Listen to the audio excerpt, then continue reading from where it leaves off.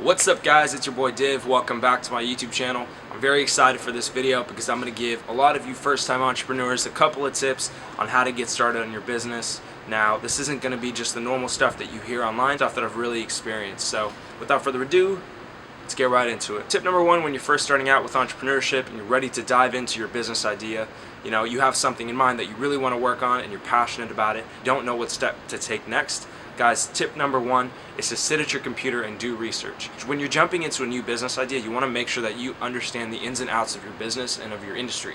So you want to be able to answer questions to prospective customers, to prospective investors. So really spend time just researching, learning, and becoming the expert on the industry that you're planning on entering.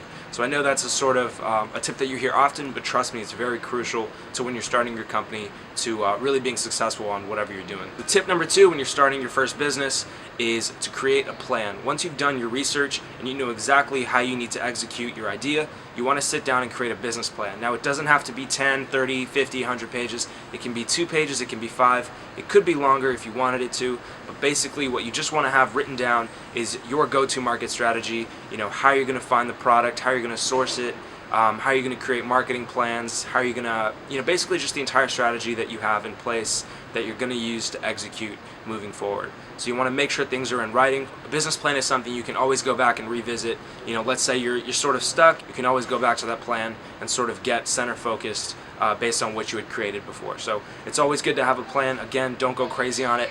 Keep it simple, but you should cover things like what is your company? What do you guys offer? What makes you unique? What's your go-to-market strategy? You might even cover some pricing in there.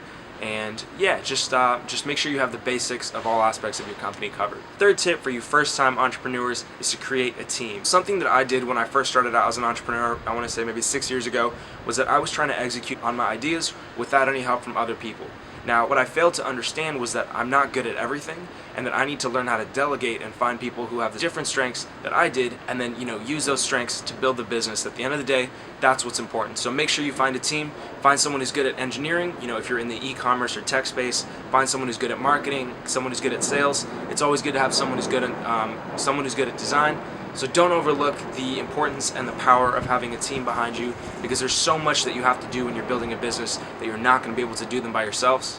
Now, trust me, it's always good to be able to wear all the hats of your business and learn as much as you can about the various aspects of your industry. But honestly, at the end of the day, don't try to do everything yourself, because in the long term, it's not going to work. My fourth tip for my first-time entrepreneurs is to go out and talk to people. Talk to strangers. Now, you can always go to your family and your friends. I think the best way to do market research on whatever product or service you're offering is to just go find random people and talk to them. Ask them questions about your industry. Ask them questions about your product. How can you improve the product?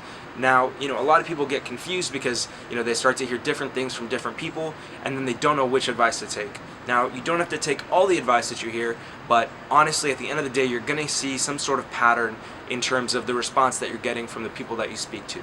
So don't sleep on market research, and just remember that going out, talking to people, getting advice, and just hearing from your prospective customers is one of the best ways to learn more about your business and to learn more about how you can improve your business. Tip number 5 is to find someone or more than one person who has had success in the past and is someone that you look up to as an entrepreneur. It's always good to have a mentor, and I know you hear this from a lot of people online, but trust me, I've been there, I've done that. Having advisors and having mentors is one of the most beneficial things I've ever done, in terms of the companies that I run. So make sure you have somebody that's always looking out for you, that you can go to with questions, that can give you guidance because they've been there, they've done that, and they've had success.